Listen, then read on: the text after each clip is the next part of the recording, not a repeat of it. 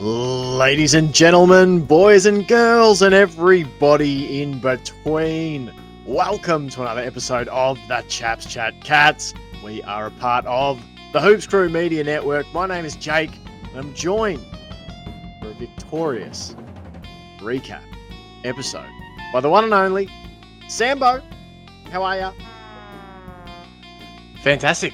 Very good. Buoyed by that glorious victory on the weekend. 2 on the trot. Ain't bad way to start. No, exactly. 2 from 2. What can you do but celebrate? Better than being 0 and 3 from 2. Yeah. Oh. Yeah, definitely. Better than a poke in the eye with a burnt stick, as Mum was wont to say. And it definitely is. There's a lot of things that are better than a poke in the eye with a burnt stick. And we've had a few of them as Cats fans in the 21st century. Lots to be grateful for. Lots to be grateful for from Friday night. We're going to get into all of it. While you're here, if you're watching on YouTube, go ahead, hit that subscribe button, you cheeky devil. If you're on Spotify, make sure you hit that follow button so that you get all of our podcasts. Our podcasts are uploaded straight into your veins on your preferred app. We're trying to hit 200 Spotify followers. We're currently at 180. So it's been jumping up a lot this season. So if you want to be one of the final 20, that'd be much appreciated. And if you want to hear the final part of this episode tonight, which is our Patreon player focus, we're going to take a deeper look at the performance of Brandon Parfitt, who we'll touch on a little bit in our public recap. Make sure you go on over and subscribe to the Hoops Crew Patreon channel. It is just $6 Australian per month. You get access to extended podcasts, early access episodes of things like Behind the Play with Paul James.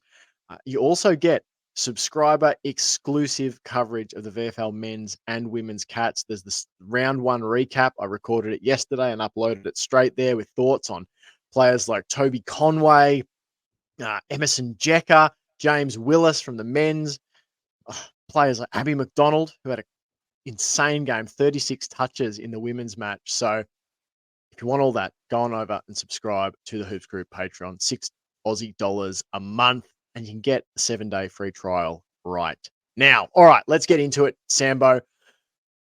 The recap.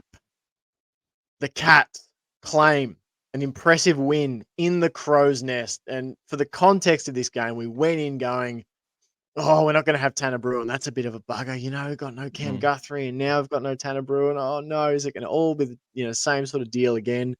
And then 5-10 minutes before the bounce, I can't remember if I got a message or I saw a tweet saying Mitch Duncan is out. You know, his partner has gone into labor and he's dashing back to Victoria. I was like, okay, all right, that we can deal. And then I saw Tom Atkins also out. Mitch Nevitt, Brandon Parfitt into the side, and you're like, holy smokes, how much can we bear? Cat's Twitter was very nervous. I've got to say, there was a lot of nerves. I felt bizarrely good, and I think it's because, as I've said to a few people, everything after 2022 feels like absolute gravy. To be completely honest, so I'm just kind of psyched about anything that's happening at the moment. Just being a Geelong supporter, so I felt pretty good. I felt confident that some of the young guys might stand up, and boy oh boy, stand up the Cats did. They opened with a 6-3 39 to 3-2 20 term. That was despite the Crows nailing the first goal of the game. That was Jake Soligo after 3 minutes. The Cats then went bang, bang, bang, bang. 4 goals on the trot. The Crows nailed one back before another 2 goals to the Cats closed out the first quarter margin of 6-3 39 to 3-2 20. Second quarter, Crows nailed a couple in a row. Cats scored 1 goal for the term. It was a bit of an arm wrestle, but Geelong managed to take a 7-5 47 to 5-5 35 lead. And we knew that we were up for a fight in the second half.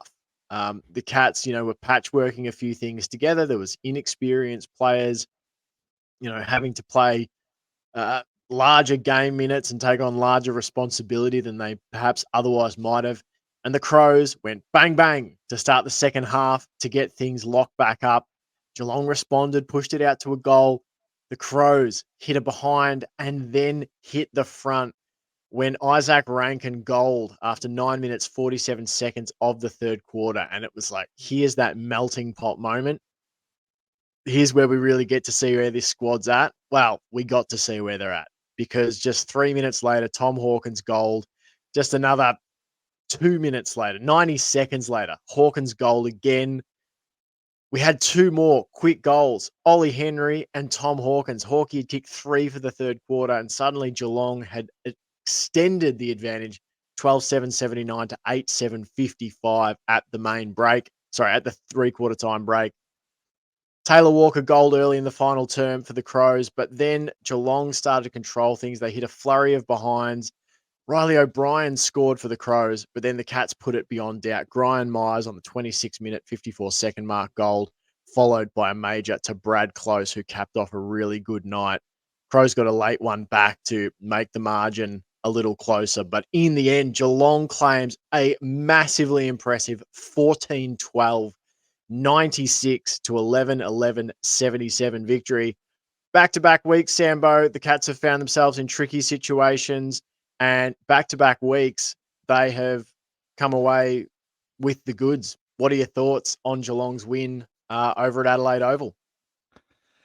Yeah, it was another gutsy one, another good one to come away with. Really, it wasn't a fairy tale game by any stretch, but I don't know how much help a fairy tale game gives you at this end of the season, really. Coming out the gate and being able to walk away with it doesn't really give you a lot to work with going forward. It's handy points, of course.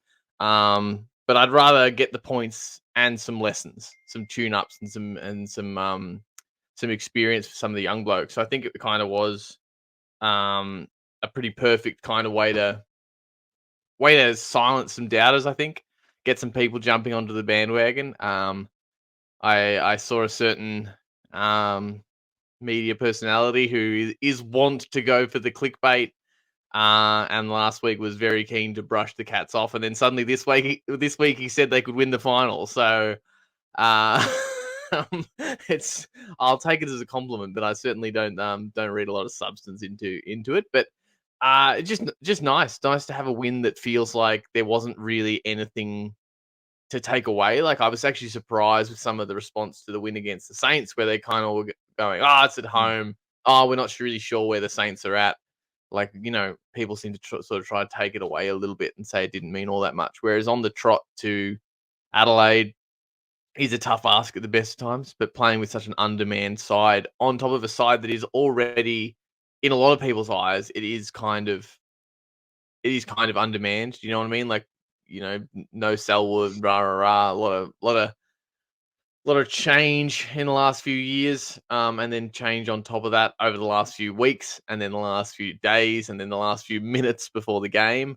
So yeah, to come out and sort of to win in the way we did, where we were able to show some real dominance, and had some real opportunities to put a lot of distance between us and them, which we didn't necessarily take, but to be questioned constantly, was really good. I really, really love to see that, to be challenged and to have questions posed and to see the momentum shift and to be able to see how the team will answer to it.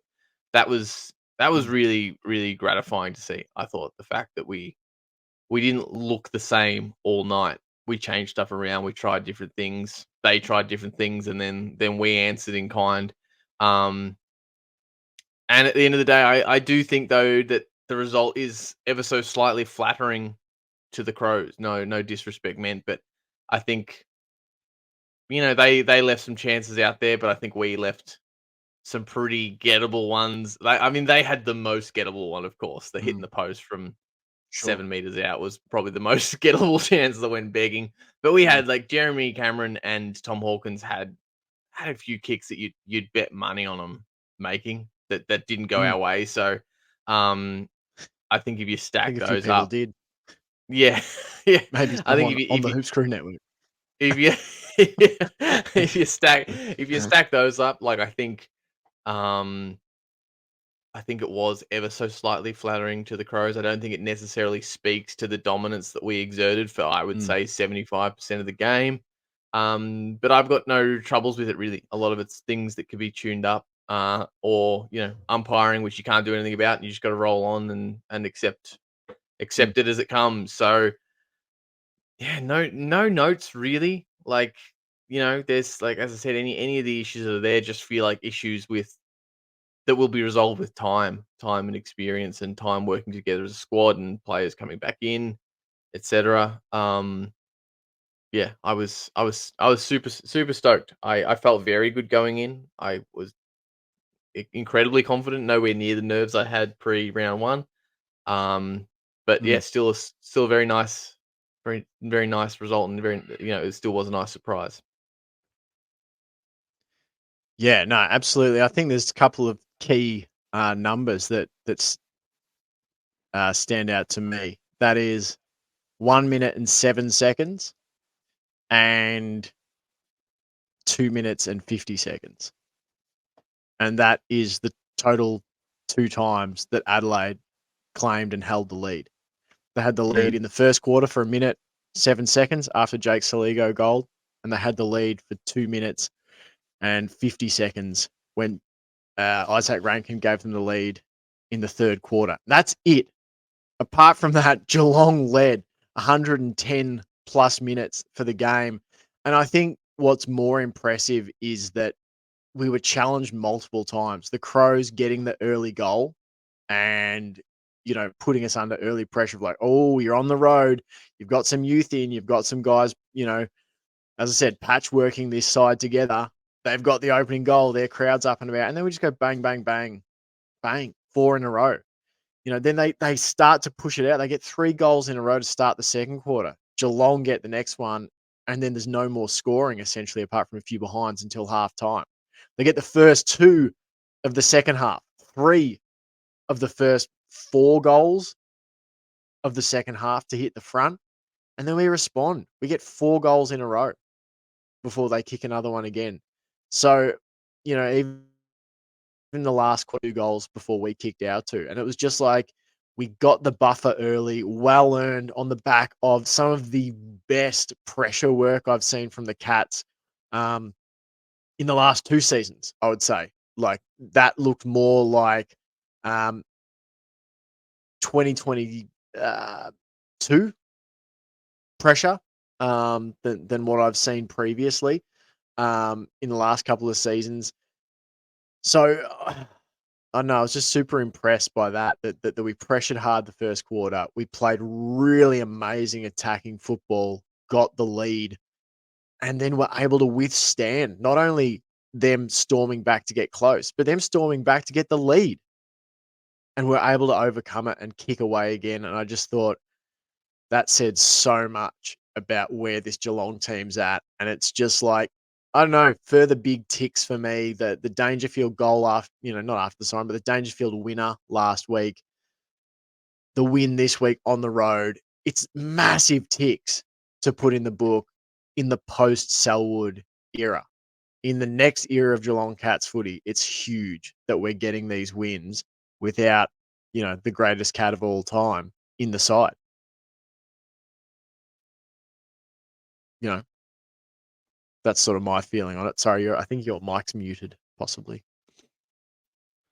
It was. Sorry, I turned it off to yawn and then did not turn it That's back all on. good. It's yeah, as you say, it's in the post Selwood era, and it's really nice just to sort of not completely silence doubters. The season is long, anything can happen. But it's certainly nice, I guess, just not to be really in the focus of the media. That's kind of my favorite um place to be as the Cats is when the media's not really talking about us. We're kind of in our sweet spot that we're just ticking along, racking up wins, not doing anything extraordinary, not taking a lot of focus. Um, because it's tough to be at the top, as we proved last year, and Collingwood are starting to prove this year. When you become the target, when you become everybody's main focus, things get really, really difficult. So I quite like that we're just cruising along under the radar for the most part, apart from some clickbait headlines here and there. Um, so yeah, yeah. Obviously, probably a good time to talk about. Let's talk a couple of team stats before we get into players. The Crows plus 23 disposals. They were plus 13 inside 50s. Plus 9 free kicks. It was 18-9 there. Plus 16 hitouts. Plus 9 clearances. Plus 17 in uncontested possessions. Plus 3 in contested. They also turned the ball over 7 more times. They had a lot of marks. They had a lot of disposals. But I tend to agree with you that when it Double the really free kicks. counted, it felt like double the free kicks. It always felt like Geelong had the answers. And when you have the answers, you have control. Mm. And that was a big thing. Even just a big There were difference lots of between 2021 and then 2023, was even when we didn't have the answers immediately, it's not like we're saying we had the answers as in they tried to kick a goal and we just wouldn't let them. We just crushed it. Like, even when the Crows got a bit of a run on, just the fact that we didn't let that just sort of steamroll us and, like, run away into, like, a full quarter of dominance or a half of dominance, because I think that's what we saw happen last year, and also in 2021, where you just go, "What's happened?" Like, the whole game plan's gone out the window, and everyone's just ball chasing, and, like, there's a lot of effort with no real, direction to it. Everyone's running themselves ragged, just chasing the same player, running off their man. Whereas this time against the Crows, it didn't feel like it, and the Saints was the same really. It felt like there was patches where that crept in, and then our systems and our processes came back into place, and we were able to sort of put a lid on the goal and the behind spillage, and then also put a bit of pressure back on them. So yeah, it was just super nice to not really freak out after you'd seen that happen like maybe twice in the game. By the third time that the Crows got a little bit of a run on, you just didn't sort of feel that stress, because you felt like, well, we're gonna turn around here and figure it out, and we did. mm, and yeah, just I don't know. There's something really cool about that. That you're the team that has the answers when you're Mm. challenged, and particularly, when you've got such a blend of playing, ages and experiences and stuff. And I thought Mark Blixarves was absolutely outstanding. Really was impressed by him. No matter what he did, I mean, he's just a freak when you look at his Mm. stat line. To have 26 pressure acts, to have um, the high, what was that? 10 ground ball gets, as well as winning a bunch of hit outs and clearances. Um, he had 4 clearances, 15 hit outs, 8 tackles, 21 touches. I thought he had a couple of, errant handballs in the last quarter that, could have been more costly maybe, but it was a high pressure game at that point. Um, I thought he was amazing. How impressed were you with the guys who specifically, let's talk about the guy who stepped in. I know we want to talk about him, and compare him, I guess, to last season a bit more in the Patreon player focus. But how good was it for you to see Parfitt come in and do what he did at short notice? Apparently, he got a call when he was cooking dinner on Thursday night, and they told him to get to Adelaide. I wonder if he ever ate dinner, or packed himself a to-go bag, or um, yeah, like, it was really good. As I said, we'll get into more of the specifics in the player focus behind the Patreon silk curtain. Um, but I guess the thing about it with what Parfitt did is it didn't feel terribly surprising. When I think about the context, I go, it is surprising in a lot of ways, in a lot of the things that we've all been talking about, and kind of going, oh yeah, I think he moves on at the end of the year. I don't think he's gonna, he hasn't taken them, made the most of his chances, blah blah blah. But the thing is, with what we saw on the weekend, is we have actually seen that from him before, like pre-injury. Like, he went out for I can't remember how long, but it was an extended period of time when he had that injury. in in recent memory, recent history. Um, and I think that as all players know, it was depending on where the injury is and whatnot, it can take a long time to physically come back. But the other thing is the psychological and mental sort of load to fully trust your body again. And I think that's a lot Mm, easier for a Tom Hawkins or Jeremy Cameron or Tom Stewart, someone that's like a superstar in the league and questioning their spot in the team it would take a lot of balls. Whereas a player that's mm, a role player and a support, I guess you call them sort of a supporting cast member, like vital to the team, mm, but not necessarily one of those absolute mainstays. Um, it could be really damaging to, and that's what I kind of feel like maybe he was in, was that period of just learning to not be timid, to not question himself, to not second guess an action. When he worked his way back in from that injury. And then on top of that, once your spot is in doubt and you're fighting for selection, the pressure of that can lead to you making subpar choices, to being cagey and overthinking things. So it was a perfect storm, really. But it was super nice and exciting to see him come out and just do what we kind of know he can do, but we all sort of forgot a little bit. But for a long time, I feel like we were expecting him to do this, to go, oh, he's got his chance, he's going to come out and cement his spot. And for whatever reason, he just didn't. But it's really nice for him to come out on the weekend and do what he did, and then have you go, maybe he will get picked. Maybe he's just, you know, fought himself back in. Maybe he's just mm. demonstrated, his worth, on a really big stage. So, yeah, like how long, like what year was it, and how long did he go out for? I was just looking at the 2 years, and like I said, I don't want to dive too much into it because, as I said, we wanted to sort of save some of this for the subscribers. But I think it's good to let people in on a bit of that chat. Is that people need to go and have a look what he was about to do in 2022 before he got injured, Mm, because in 2021 he had 432 disposals, easily the most of his career. He had 128 tackles, easily the most of his career. 74 clearances, the most of his career. That was in 23 games. So that was in the season where he made a prelim. 2022, he'd already had 348 disposals in 17 games. He'd already had 80 tackles in those 17 games. And in those 17 games, he'd already met his previous season's clearance amount of 74. So he'd had a career best year in 2021 and was about to have another career best year in 2022, got injured, ended up missing, what was it? Most of the finals, most of the back half of that season from memory. mm. I was just going to see if I can see it.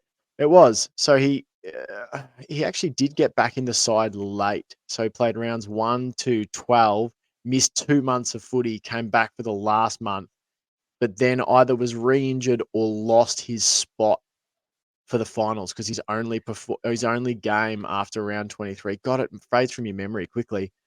The only performance he had after round 23 was in the grand final when The he grand came on as the final. sub. He didn't play qualifying or prelim. So No, which was only a Parfitt's spot. got I think he only became the sub because of Holmes. mm, Because Holmes went out. yes. Yep. All right, let's move on from Parfitt. And as I said, we might talk a bit about, selection stuff with him, because there's been a lot of chatter about it on Twitter. Get the words out, Jake. So we might have a chat about some of that in the Patreon section. But let's talk about some other players here. And now's probably as good a time as any to bring up my little graphic. The Cats winning 14-12-96 to 11-11-77. But importantly, this will allow us to pivot off and talk about some other players. Hawkins kicking 4 straight, Myers 3 straight, Ollie Henry 2 straight, Tom Stewart 28 disposals, Myers 26 disposals, Holmes We're 24 back in the stonks disposals. room. I can Uh, hear the stonks yeah, I phone know we ring. are back in the stonks room. Someone really wants to buy some Brandon Parfitt stonks. That's what it is. They're like, God, I just need to get Understandable, yeah. The through. phone's been ringing off the hook ever Yeah, since. it's crazy. But we've been, manipulating the market by not answering the phone and just buying all those Parfitt stonks ourselves. So and I've been offloading all my Adelaide Crows off-season stonks. The thing I was going to sort of pivot us into was, I want to talk about some of these individuals, and we can sort of move into our votes off the back of that. Just before we do, I just wanted to talk a little bit about the the formation stuff. I felt like you and I got to see a fair bit, not across the whole game, but I felt like there was lots of times where both you and I, you said you wanted to see Adelaide stagnant when they were trying to move the ball, and I said I wanted to see some improved movement entering 50 from the Cats. And I don't know about you, but I actually feel like we got some of that in both regards. How did you feel about, from the defensive point of view, of like in terms of what you got to see from our structuring up, stop them moving the ball freely? Yeah, I'm sorry, I've got a pitch invader of my own. I feel Just careful you don't get a fine for dealing with him. yeah, I won't collar him. I won't grab his shirt. I yeah, like it was exactly what I was asking for. Not necessarily consistently all game, but I think that's the reality of it. You just can't do that all game if when the opposition manages to move it quickly. On occasion, you won't have time to structure up and set up the way you want. But the amount of times that we did have, and even the commentary team was talking about it, so saying, "Oh, you got to move it on quicker against. You can't give the Cats this much time to restructure and look how much coverage they've got." And it was that classic thing of you see the guy taking the kick out, moving off to the right, not much upfield, so he swings back to the left and kind of ends up just kicking to a contest. So that was exactly what I was after, and I think our contested marks we had double their contested marks. So although they let in a lot of stats, I think there's just a few there that are really key. One being goals, and Yeah. the other one being contested mark and marks inside 50. So they beat us in marks overall, but then marks inside 50 and contested marks we won, and I think that's I think that's probably quite telling that the damage being done with the marks. It's not always about sheer weight of numbers. In any stat, in possessions or marks or kicks or whatever, it's often about the context around them. So, yeah, I thought we really controlled the aerial game in that way via our structure. I'm interested to see how you feel about you're sort of talking about the movement inside 50. I thought it was, and this is again where it comes back to being, at the end of the day, a fanless podcast. I'm certainly not the most experienced person in AFL, but it feels like to me that there is something different about the way we've been transitioning from backline to forward line this year. And on a surface level, the thing that it looks like to me is that we're not relying on what I would traditionally think of as midfield movement. And I don't exactly know, and I'm interested to see if you have thoughts on it. I don't exactly know. I want to rewatch the game with this in mind and didn't get a chance to rewatch it again to specifically analyze that.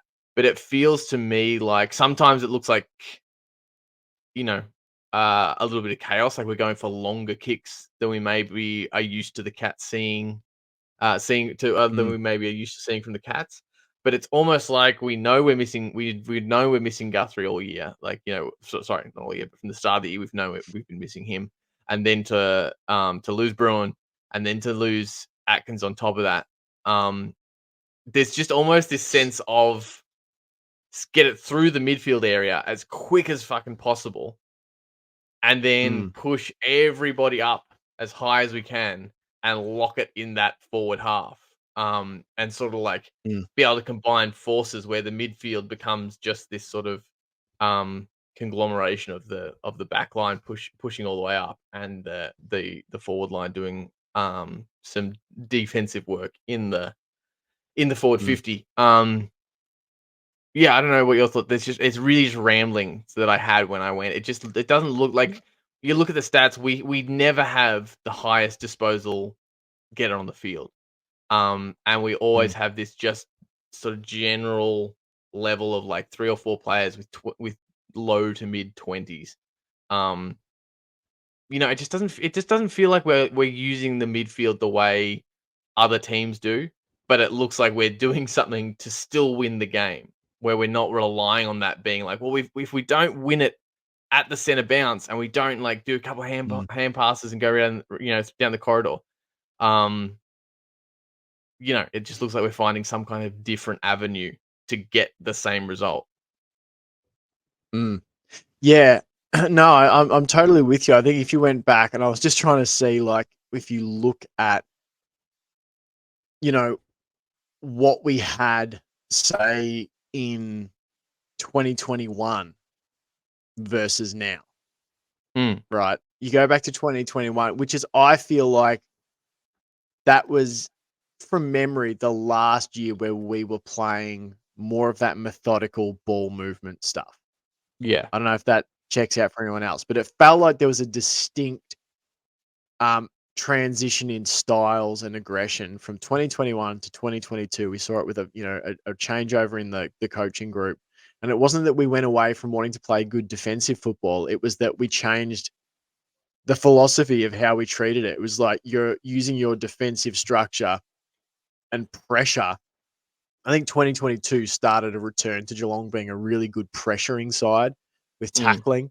So you were trying to essentially cause turnovers. That's, to me, what I felt like the difference was. It wasn't we're trying to hold a team to 50 points by playing conservative ball movement and maintaining possession. It was, we are going to pressure and pressure and pressure and force you into intercepts. We're going to be super disciplined in our defensive structures. I was saying this in the VFL recap. We talk about efficiency all the time in attack. I don't think we talk enough about defensive efficiency in terms of about deploying the right resources to the right situations. I think you used to talk about this a lot with, don't 3 players go to one guy and that guy gets that little hand pass popped over the top to 2 guys in space. Split out to the right players that you're meant to be on and stop them having options to move the ball, and then 1 or maybe 2 of you go and close them down. That's like defensive efficiency to me.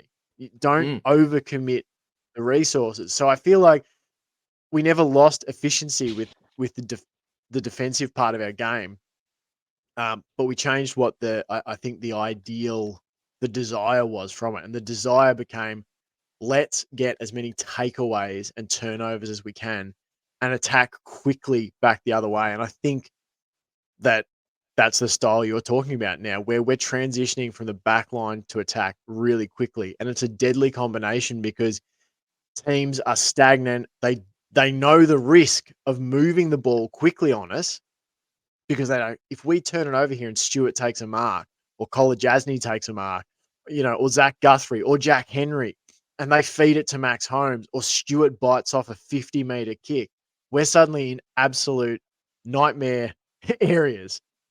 But then the other downside to it is if you move it slow, we'll absolutely slaughter you. So it's created this real predicament for teams. And I was just going back, 2021, we had Cam Guthrie averaging 29, Mitch Duncan averaging 24, Stewart averaging 24, Dangerfield averaging 23, Menegola 23, Selwood 23, Isaac Smith 22, Zach Tui 22. I was just going to try and flick forward and see what that looked like, say like in 2022 even, the difference for the Cats. So, we had like at least like maybe 7 or 8 players averaging more than 20 touches a game. Maybe similar, but fewer. It was more of a spread in 2022 in the flag year. And I mean, if you flash forward to now, I would guess it's insanely different for us. We've got maybe 5 players averaging 20 or more. We might even be getting back to it, Sambo. We might be getting back to more of that 2022 of where we had plenty of players. But it feels like you're right. But like, I guess the word we were moving fast. The style's different from back to to front, but it's not. I guess I think of fast as being. I tend to think of fast as being quick hand pass, quick, short. Like I don't think we get a lot. I don't think we use a lot of touches through the middle anymore. Like which was much more, as you say. Okay. Not only did Geelong do a kick to kick kind of style, that control, but when we moved it fast, it was generally a lot of handballs, a lot of fast, Mm, format, set up your overlapping and your 1-2 handball and work it up in these beautiful passages of play that looked really good. It doesn't feel like that anymore. And I guess there's been friction with my expectation and what I'm seeing. And I've kind of felt like that was mm, looking like it looked bad. Like Tanner Bruin was on who often cops it for me, where I'm going, why does he pick it up on the edge of our back 50 and slam it on the mm, boot 30 meters? Like, why is he not looking for that simple hand pass? And it may be that he's meant to mm, be and he's not doing it and he needs, but I guess after this week, I'm starting to go, I actually wonder if this is just, this is actually the game plan and it's just getting it to work, is to move it not at, high speeds, like a frenetic speed, but great big movements quickly to like sort of circumnavigate the glut of midfielders, mm, because we know most teams have more impressive mm, midfields. Like statistically, mm, most teams have some midfielder, or if not three midfielders, averaging more disposals than our midfielders. And so it's mm, kind of like cutting that out, and sometimes it feels like it has felt like a lack of discipline to me in the past, that we're just panicking and we're putting on the boot. But when you see it work and it comes off like it has the mm, last couple of weeks in big patches, you go, okay, well, actually, maybe this isn't a lack of discipline or an increase in panic, or just trying to, some kind of old methodology or old way of thinking. It's actually mm. it is the new system, and it only looks bad when it's not working, of course. And I guess that Well, it's you see far less of those like 5 or 6 handballs and a little kick to get from our back line to our forward line. It's much more likely to be a little, 1 or 2 handballs and then a big kick and then a little kick. I feel like the amount mm, of touches we take to go from the back to the forward line is halved compared to what I think as the heyday, like the that mm, sort of the Gary Abletts and Jimmy Bartels. Like I think we moved it in such a more, um there's just a much higher volume of um mm, disposals. And I think that also works. It left people confused. They couldn't keep up with it. We changed angles. We went mm, laterally. Whereas now it's mm, kind of cutting out the middleman and just going, if we can make that slap on the boot effective and accurate and get a mm. mark on the end of it, then they're all playing catch up, and now we move it fast. Now we do 3 kicks and we're into a scoring position, or 2 kicks or 1 kick. It's interesting, to borrow an NFL term, like, two teams can pass for 300 yards, but they'll do it in different ways. One team might throw Mm, the ball 40 times. One team might throw the ball 20 times. You know, so one team's averaging less than 10 yards per throw. The other team's averaging over 15. Geelong feels like mm, an explosive play offense, if you want to borrow the NFL terminology. And I was just looking, of the top 15 players for meters gained on the ground, 10 of them are Geelong. mm, Dangerfield and Stewart both over 600. Um, Myers, Tui, and Holmes all over 400. And then you've got Close, Parfitt, Manor, and Cameron all over 300. Now, I don't know, but I would wager that over 300 meters gained is a pretty high number for Brandon Parfitt, um, yeah. at a guess. So I Yeah, think so you're onto it. I think Dangerfield you're right. Dangerfield's averaging, sorry, like, Dangerfield's average disposal was 32 meters. Mm, Um, if you go roughly, sorry, I think I went it as if you had 20 sure. disposals, not 23, but Yeah. roughly 30 between 30 and 35 meters per disposal. Um, Mm, it's pretty big. Like obviously there'd be some bigger ones in there and some smaller ones, but I think per disposal it seems like we're moving it on a lot further. And as I said, it's really just mad ramblings after the first couple of games, but I feel like it's not necessarily just like it's not necessarily breaking new ground in a football sense. In a wider Mm. sense, it's I'm sure other teams have been doing it, but I wonder if we've been working on this all last season as well, and that's why sometimes maybe we looked a little undisciplined because it was attempting to do this and just not doing it well, and now we're starting to see it work Yeah. better, and it's suddenly instead of looking like like chaos, it looks like a new methodology to me. Well, here's some other ones. Zach Guthrie, 385 meters gained on 12 disposals at an average of 32. Jeremy Cameron had 322 meters gained on 9 touches at 35 meters gained per disposal. So it is interesting. It'd be interesting to track this across the season and even compare it to last year because I tend to agree with you. I feel like we're very aggressive down the field, I guess, identifying long targets and hitting them. Um, which I Yeah, guess I makes guess it hard to defend. If you run hard and get ahead to create that target and you can suddenly open a team up, it makes that midfield of theirs work real hard back the other way. Yeah, it was just it's really all just trying to justify my own hot take. But when I was watching it, I just went, I don't see many quick kicks and handballs through the corridor or even on the wing. It's kind of like all our little Mm, handball pass exchanges happen in the back line, in the back pocket to work it out of pressure, and then they might mm, happen again, like with Jeremy Cameron's goal against the Saints. They might happen again a little higher up the ground, a little further um towards the scoring opportunity to try and create space there. mm.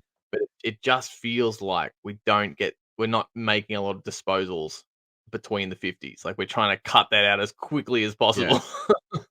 Someone out there would have the breakdown. And as I said, maybe this is not interesting for some viewers, and that's all right. It'll be interesting for others. But someone out there would be able to tell us, I'm sure. I don't know what the number is, but basically, we had more disposals than the Crows. But like you, I would love to know where the disposals are clustered. How many of our touches were in the back line? How many in the forward line? How many in the midfield? And how does Mm, that compare to other averages around the competition? Um, I'd be very interested to hunt that down via Twitter. And if anyone listening or watching knows the answer to that question, please feel free to hit us up because I always like to learn more. Let's get into our votes, Sambo, mhm. um, for this game. And I need to probably bring mine up. Do you have yours in front of you? And would you know what you went with? I know what they are off the Because top I've of got my to head, bring I mine think. up. Okay, good for you. I don't. Do you want to give us yours and yeah, maybe a little bit about each player as you go? Sure. Well, I was going to say I have them off the top of my head, and then I went maybe I don't. Maybe I don't because I don't know. I definitely know who got my three, uh, but I think I ended up going with Parfit at one. Um, I just thought I don't want to. I don't know where I'm at with the who gets dropped, who's not getting their spot back in the side or anything, but I thought he did as well as I could have possibly hoped to cement himself as a contender. You know, uh, he did it all with only 69% of the time on ground. 390 meters Mm, gained, 5 clearances, team high tackles, 10 tackles. I think career high. second for second highest tackles for the game. I think the Crows had one play with 12, but Mm, yeah, 12 kicks, 8 handballs, 2 marks, 20 disposals. And I think he had team high, if not game high, pressure acts as well. I don't have that in front of yeah, me. game high, Um, 32. game high pressure act. I thought he was really good. I honestly would have liked to give him and 6 score involvements. Sorry. So yeah, Mm, I thought it was a pretty complete performance. If he can up his disposal efficiency, that's the only.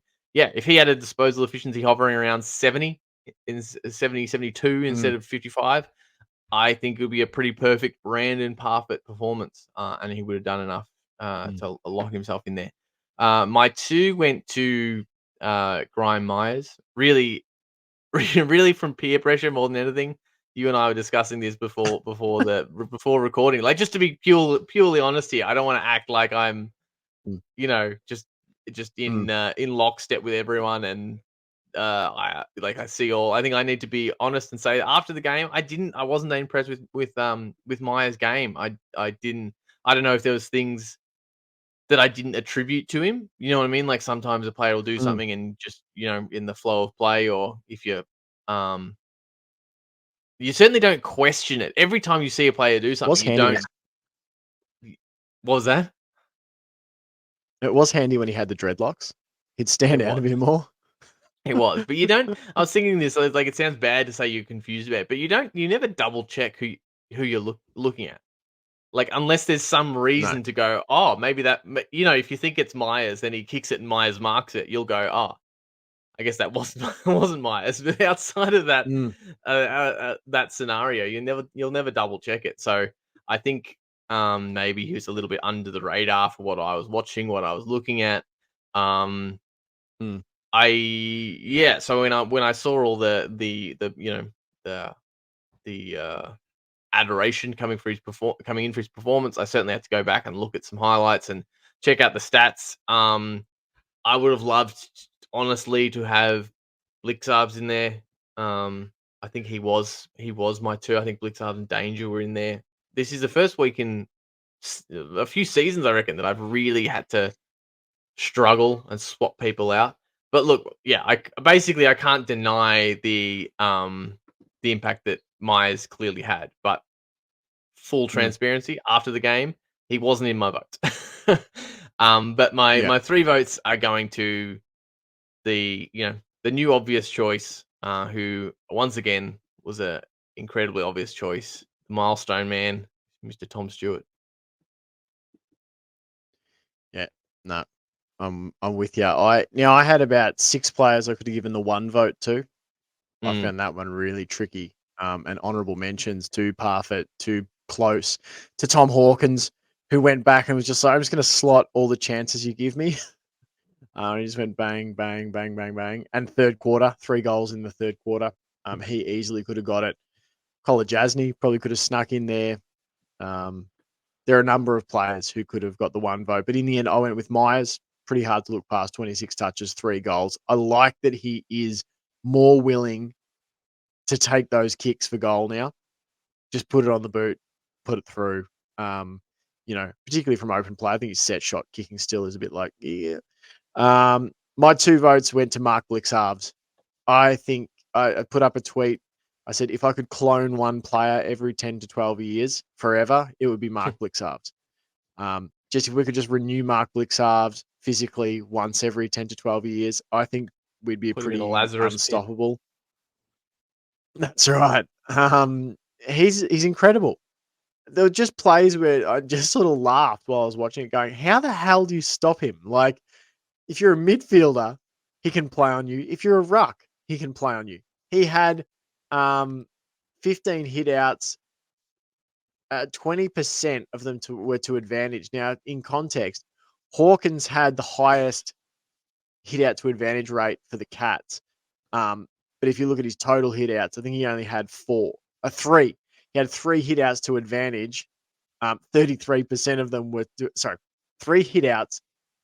He won 3 hit outs. 33% of them were to advantage. So that's only 1 hit out to advantage for Hawkins. Mm. Blixarves had 20% of his 15 hit outs to advantage. Reece Stanley, for context, had 5.6% of his hit outs to advantage. So there's an argument that Blixarves was our best ruck.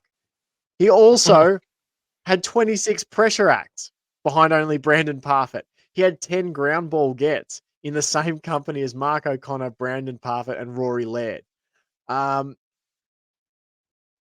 He's the definition of a freak because he can do anything. He can go from being in the ruck to suddenly he's a midfielder.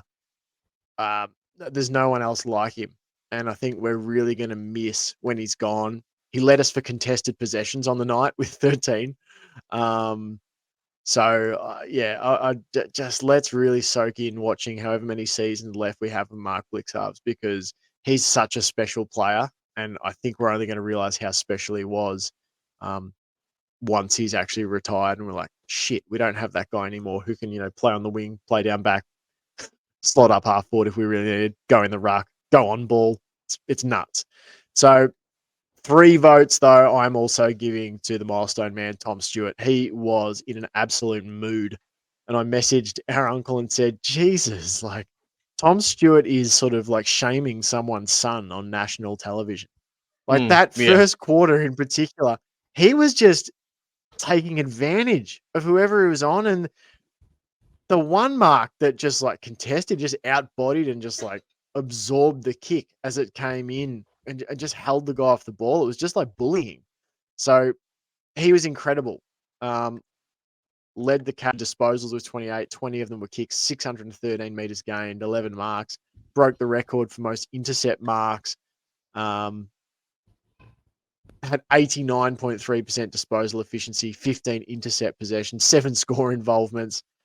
He's a freak as well. And yeah, just an all-timer. So those are my votes. The Hoops crew Twitter will announce who the winner of our votes for the round is, but those ones are ours. I won't give anyone else's away. But they'll announce that winner, I think, Tuesday morning. We generally get our round winner for the votes out. So that's it. That's all for the public part of the show. You know, a tight 25-30. As always. As always. We're going to duck now behind the Patreon. I got us lost in the weeds So today. I apologize. No, it was good. I like getting lost in the weeds. And as I said, it won't be everyone's cup of tea, but hopefully if you did enjoy it, maybe you'll sound off in the comments and say, I enjoyed that. I know everyone's very willing to say what they didn't enjoy online, but if you enjoyed something of today's episode, chime in below. Thanks so much for listening. Thanks so much for watching. We really appreciate your support. As I said, if you go and hit follow on Spotify, if you're watching on YouTube, hit subscribe. And if you want access to extra episodes, the early access content, the VFL women's and men's coverage, go on over and subscribe to the Hoops Crew Hoops Crew Patreon channel. $6 a month, and you can get your free trial today. All right, that's it. Thanks so much, guys. We'll be back in your ears very soon. Until next time, go Cats! Go Cats!